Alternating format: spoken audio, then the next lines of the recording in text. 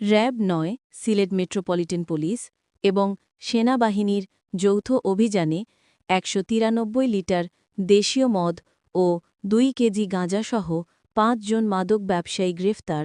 সিলেট থেকে staff reporter Shah Mahmud Farhad. গোপন সংবাদের ভিত্তিতে র‍্যাব-৯ সদর কোম্পানি, সিলেট মেট্রোপলিটন পুলিশ এবং সেনাবাহিনীর একটি যৌথ আভিযানিক দল অদ্য ৫/১২/২০২৫ খ্রিস্টিক তারিখ আনুমানিক রাত ৪:৪০ ঘটিকার সময় সিলেট কোতোয়ালি মডেল থানাধীন বন্দরবাজার মহাজনপট্টি কাস্টঘর এলাকায় মাদক বিরোধী বিশেষ অভিযান পরিচালনা করে।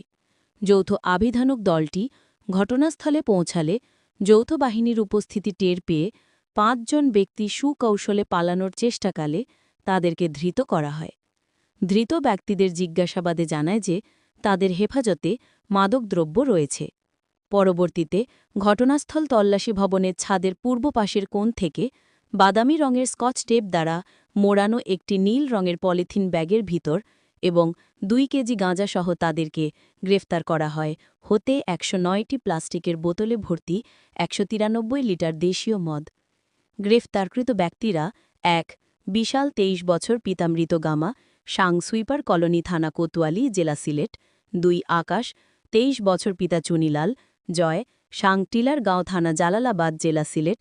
৩ সুব্রত ২১ বছর পিতা সুরুজলাল, সাংকাস্ট ঘর থানা কোতোয়ালি জেলা সিলেট।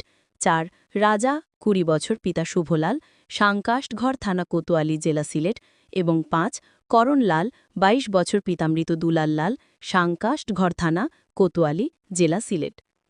গ্রেফতারকৃত ব্যক্তিদের জিজ্ঞাসাবাদে জানা যে তারা দীর্ঘদিন যাবৎ পরস্পর যোগ সাজসে তাদের হেফাজতে মাদকদ্রব্য রেখে রেখে ক্রয় বিক্রয় করে আসছে।